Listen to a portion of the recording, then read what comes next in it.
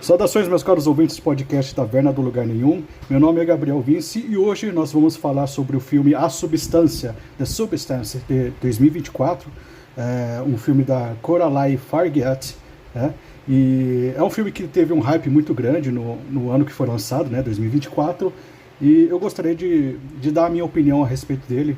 Eu assisti recentemente e fiquei empolgado para falar do filme. Bem, se você está ouvindo o podcast do Taverna do Lugar Nenhum pelo YouTube, não se esqueça de dar um curtir, fazer um comentário, isso ajuda na divulgação do canal, e não se esqueça de acessar também o site tavernadolugarnenhum.com.br. Lá tem outros textos, né? Eu escrevo muito mais do que faço podcasts, então lá tem muito mais material para você ver, tem análise de filme, textos diversos sobre filosofia, teologia, religião e tudo mais que me interessar. Tem análise de música e, enfim, tem um monte de coisa lá. Acesse lá, tavernadolugarnenhum.com.br. Vamos então ao podcast. Bem, a Substância, né, ela é certamente um dos filmes mais impressionantes de 2024. Né? Ele foi dirigido pela Coralie Fargeat, né?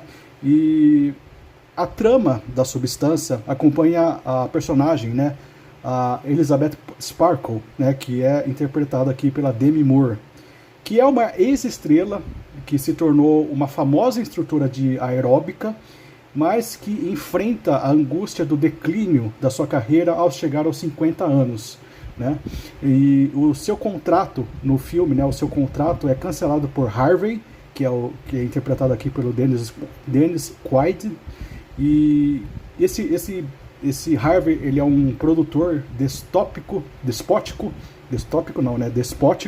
que deseja substituí-la por uma versão mais jovem e mais atraente, né? Então tem todo esse panorama, né, da indústria, da crueldade da indústria a respeito da pressão com a beleza, especificamente a beleza feminina, né? E como são descartáveis as pessoas que chegam até uma determinada idade, né? E essa Elizabeth Sparkle, né, fica desesperada para manter a sua relevância, né? Ela tem o seu ego completamente atingido, né? Porque imagina só, ela construiu a sua vida em cima da sua beleza. Quando ela vê a sua beleza se dissipando aos poucos, né? E é uma coisa interessante porque ela tá linda no filme, tá? A Demi Moore, ela continua muito bonita, tá? Inclusive, eu acho particularmente tão bonita quanto a sua versão, entre aspas, mais jovem, que aparece no filme, tá? É uma beleza mais madura, parece mais mulher, tá? Eu gosto. Bem, ela fica desesperada, né? Ao ver a sua beleza se dissipando, né? E ela recorre a uma substância, né, que é o título do filme, que é uma fórmula milagrosa, entre aspas, né, que lhe permite projetar uma versão rejuvenescida de si mesma. E essa versão rejuvenescida de si mesma se chama Sue, né, que é interpretada aqui pela Margaret Qualley, né? Quem não lembra dela, ela é aquela hippie do filme Era Uma Vez em Hollywood. Eu acho que é isso o nome do filme, é um filme do Quentin Tarantino. Deixa eu confirmar aqui. Isso, Era Uma Vez em Hollywood, o filme de 2019 do Quentin Tarantino. Ela era aquela hippie lá, bonitinha, que interage lá com o Brad Pitt. Enfim, né, tem essa personagem, né, a Sue, que é a versão rejuvenescida da Elizabeth. Né? No entanto, existe uma certa regra para se usar essa substância, né?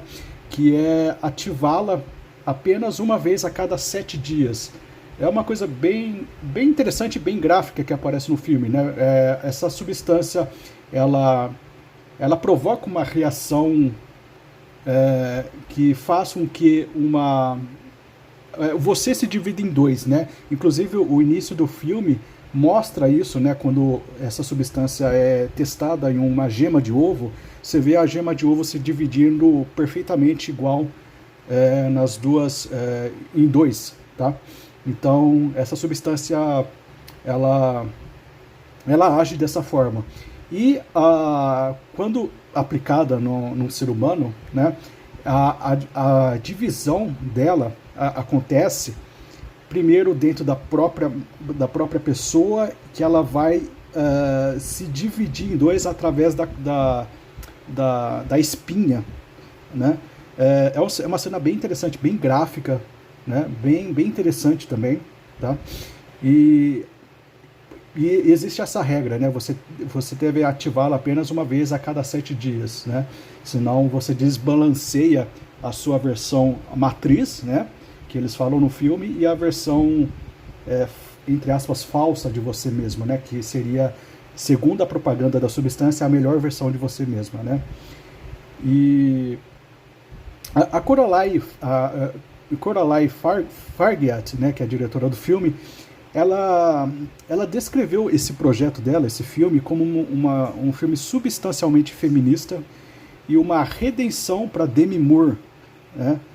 Para a atriz Demi Moore, que depois de ler uma biografia da Demi Moore, ela viu que essa atriz, né, famosíssima, belíssima, né, que ficou muito conhecida pelo seu corpo, pela sua beleza, né, enfrentou os mesmos dramas, né, enfrentou aqueles dramas da descartabilidade das mulheres mais velhas no cinema, né, que é um tema retratado no filme, né. Segundo a própria diretora, né, o seu filme era substancialmente para ser isso, uma espécie de carta de redenção para Demi Moore, né, que a diretora é muito fã da Demi Moore, tá? E tem essa discussão sobre a pressão da indústria da beleza em cima da mulher, especialmente das mulheres mais famosas e tal, e essa indústria em volta do corpo, né, e tudo mais, né? Há, entretanto, né, como sabemos, né, pelo menos na minha opinião, uma miríade de questões que são apropriadas, né, pelo esse verniz das pautas políticas, né? E as questões, que eu diria até subcutâneas, que se escondem atrás da repressão das discussões que esse filme traz, estão no fundo, assim, são a natureza moral do filme, né? E é isso que eu quero me focar a respeito do que eu achei do filme A Substância. Se fôssemos nos focar na discussão moral do filme A Substância, eu considero o filme relativamente fraco nessa discussão moral, pois o horror do filme, né, é totalmente baseado na premissa, na ideia de que os efeitos colaterais da experiência, ela deu errado, tá? E a problemática da busca pela eterna juventude, essas suas implicações, não é tratada, né, de forma profunda, e nem se dissipa, mesmo que parcialmente, na proposta do filme, tá? Afinal, se a gente for para pensar, esses dilemas, eles não existiriam se a experiência tivesse funcionado corretamente, né? Existiria esses mesmos dilemas, né? A gente não sabe. Mas eu acredito que se o filme quisesse se aprofundar de fato nessa discussão sobre a indústria da exploração da imagem e tudo mais, ele teria que abordar questões um pouco mais profundas, né, na minha opinião, como o hedonismo, né, esse culto à juventude, esse transhumanismo, né, que também está subentendido também no filme, e também a hipersexualização, tá? E isso, né, esses temas, eles poderiam fazer com que o filme fosse considerado meio conservador, né, um pouco antiquado, um pouco careta, né, mas ao mesmo tempo irritantemente correto, né? A gente tem aquela famosa frase do Roger Scruton, né, que nós conservadores somos chatos, mas estamos corretos, né? Eu acredito que esse filme talvez teria criticado por isso, né? Tem outro filme que aborda temas muito delicados, assim, mas de um olhar um pouco mais profundo sobre a questão humana, tá? Que é o filme, não vou lembrar o filme, mas é o filme, estava na ponta da língua, mas eu não vou lembrar, mas é um filme sobre sexo, né? Inclusive, o filme Ninfomaníaca, eu já vi gente falando que o filme Ninfomaníaca é um filme conservador, tá? Então, e o pior de tudo é que eu concordo, E eu concordo não num sentido desabonador. Eu concordo gostando ainda mais do filme, tá? Mas enfim, não é esse o foco aqui. Depois eu posso fazer um podcast a respeito dos filmes, né? Ninfomaníaca. Mas, enfim, se o filme ele quisesse abordar essas coisas também, né? Essas coisas que eu mencionei, né? Hedonismo, transhumanismo, hipersexualização, culto à juventude, né? Ele poderia ser considerado conservador e seria uma coisa que a indústria hollywoodiana, que se alimenta disso, né, odiaria, né? Então, e outra coisa, né? Nem venha me dizer que esse filme também tem alguma coisa a ver com autoaceitação, tá? Porque aqueles que defendem, né, essa coisa de se aceitar como só fazem, inclusive o filme ele tem uma interessante abordagem muito satírica disso, eu não sei se foi intencional ou não, pois se essa coisa de se aceitar, as pessoas só fazem porque não tem outra alternativa, né? Quando você passa de uma determinada idade, o seu corpo já não é mais o mesmo, a sua memória já não é mais o mesmo, a sua potência não é mais o mesmo, as coisas que você conquistou na vida, as janelas de oportunidade na sua vida vão se diminuindo, ou você aceita, né? Ou você fica angustiado até a morte, né? E essa coisa de se aceitar, né? Nesse caso, seria uma conveniência, tá? Não seria um ato de coragem, né? Inclusive, se você tivesse a oportunidade, né? Se coloca na pele da personagem, é uma coisa que eu acho que falta muito para as pessoas, né? Se colocar na pele da personagem. Se você tivesse naquela situação, fosse oferecida para você essa alternativa, você não o faria, até mesmo porque você não conhece as consequências e tal, né? Mas, cara, assim, vamos ser sinceros, todo mundo faria, todo mundo tomaria a mesma atitude, tá? E seria trágico, tá? Então, é essa questão que o filme ele escolhe não abordar. Ele não aborda porque ele quer esconder alguma coisa. Não é um filme desonesto, tá? Mas ele escolhe não abordar e tá tudo bem, tá? Essas discussões são acréscimos meus, né? Eu tenho que deixar claro, né? Em nenhum momento o filme se vende no que não é, né? E o que o filme é? Ele é um horror sobre dismorfia, né? E obviamente, né, não haveria dismorfia sem o disforme. Então, essa discussão toda que eu acabei de falar, você joga ela no lixo, porque ela não serve para esse filme. O filme não foi feito para fazer essa discussão, tá? A gente tem que analisar o filme naquilo que ele é. A gente tem que analisar um filme que existe, não um filme que não existe, né? E, nesse sentido, A Substância é um filme muito bom, tá? É um filme excelente. É um filme excelente sobre horror de dismorfia, né? Body horror, né? É um excelente filme de body horror, né? E de uma maneira mais profunda, eu diria até de certa forma brilhante esse filme, porque A Substância ela trata, na verdade, de duas coisas, né? Ela trata de dissociação de identidade e também dismorfia corporal. A dismorfia corporal é visível no body horror, né, na proposta do body horror do filme, né? A personagem se vê como uma aberração e quase metaforicamente ela é descrita imageticamente como uma aberração, tá? E também existe a dissociação da identidade, né? E essa a dissociação de identidade se reflete na forma brilhante que o filme teve de apresentar a Elizabeth Sparkle, né, a Demi Moore, não apenas em uma versão mais jovem de si, tá? Mas como uma outra pessoa, é literalmente uma outra pessoa que sai dela, né? A Sue, né, que sai dela, é outra atriz, é outro nome, é outra vida, inclusive, né? E o filme traz essa discussão, né? O quanto você estaria disposto a se sacrificar para ser outra pessoa, né? E outra discussão que o filme faz, né? Essa tal melhor versão de si mesmo, seria realmente você, né? Então, o filme, ele une o o horror do disforme, a esse horror subjacente, e na minha opinião até mais profundo, que é o de transtorno de personalidade, né? Temos aqui uma pessoa que não apenas não aceita a sua velhice, tá? Mas ela também não aceita quem ela é.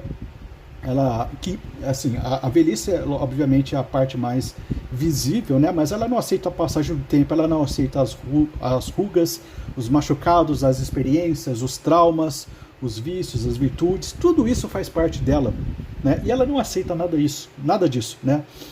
E a dissociação no filme é tão intensa que em certo momento Elizabeth Sparkle, né, a Demi Moore, e a Sue, que é a Margaret Qualley, né, elas se tornam não apenas duas pessoas diferentes, mas duas pessoas adversárias, né? Duas pessoas diferentes que antes de se tornarem no final uma só, né, que é uma brilhantemente uma aberração mal ajambrada de partes que não deveriam estar aonde estão, né? O filme traz uma obra-prima do grotesco. Elas não são apenas duas pessoas diferentes, elas são duas pessoas opostas, pessoas que se odeiam, né? Ao mesmo tempo e que são codependentes, né? É uma relação muito interessante, né? Dessas duas. E o drama do envelhecimento no filme, né, que aparece, ele não se resume apenas na ansiedade da decrepitude, mas também é uma reflexão sobre a própria morte, né? E isso se reflete no espaço também. O espaço do filme é muito interessante. Recentemente, no Taverna do Lugar Nenhum, eu publiquei um artigo sobre espaços liminares, né? E qual é a relação dos espaços liminares com a morte, né? E existe um trabalho de espaço liminar kubrickiano no filme, né? Que reflete uma certa relação dialética, né? Entre o interior do apartamento de Elizabeth e o outdoor logo em frente, né? Entre ela e o seu espelho, entre ela e a sua imagem na televisão, sempre esse contraponto interessante, né? Para quem não sabe, espaço liminar é um tipo de estética que valoriza muito o assombramento de espaços vazios. Se você perceber no filme, há muitos espaços vazios, né? Há muitos espaços vazios ao longo do filme. Corredores muito longos, muito vazios. Isso é a definição de espaço liminar. E existem teses psicológicas que explicam, né, por que esses espaços parecem tão disformes, né? E é tão disforme quanto a própria personagem, né? Porque essa abordagem quase expressionista é tão amedrontadora, né? E eu falei kubrickiano porque existe uma correspondência da estética dos espaços desse filme com aquele filme The Shining, né? Do Stanley Kubrick, né? Esqueci o nome de português. The Shining O Iluminado, né? Que é baseado naquele romance do Stephen King e tal. O hotel